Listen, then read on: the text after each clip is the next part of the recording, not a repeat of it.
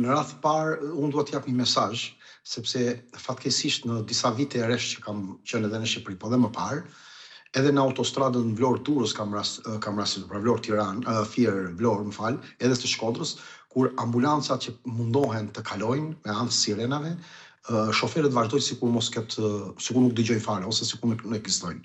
Një lloj indiferencë dhe egoizmi që nuk i shkon një shoqërie që respekton jetën. Prandaj unë i bëj një thirrje që njerëzve kur shikojnë një ambulancë në rrugë, pas jush, pranë jush, përballë jush, duhet të hapni menjëherë rrugën. Jo të mendoni, po duhet të hapni, të ngjiteni të tuar, të bëni maksimumin tuaj që klironi korsinë. Sepse në ato ambulancë nuk është thjesht një makinë që ju bezdis me anë sirenës. Aty mund të jetë një miku juaj, një familjar juaj, një komshi juaj, mund të jetë një fëmijë, një moshuar, mund të jetë ndoshta edhe armiku juaj. Mund të jetë jeta e dikujt në diskutim në ato sekonda që ju po e bllokoni.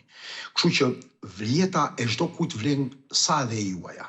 Të hapësh rrugën ambulancës nuk është vetëm detyrim ligjor, por është dhe një detyrim moral dhe njerëzor.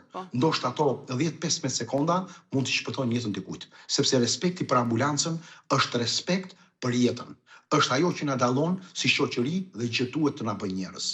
Këtë mesazh do të jep parën sepse e kam parë në disa portale shpesh që ambulanca, sidomos në Tiranë apo edhe në këto rrugë kryesore, nuk do t'ia di askush që i bie sirena ambulancës.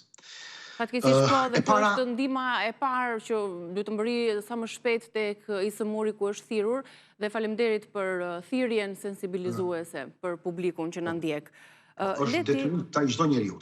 Edhe unë do ta përsëris ndoshta çdo ditë mëngjes. Unë po të isha në një emision do ta përsërisja çdo ditë mëngjes.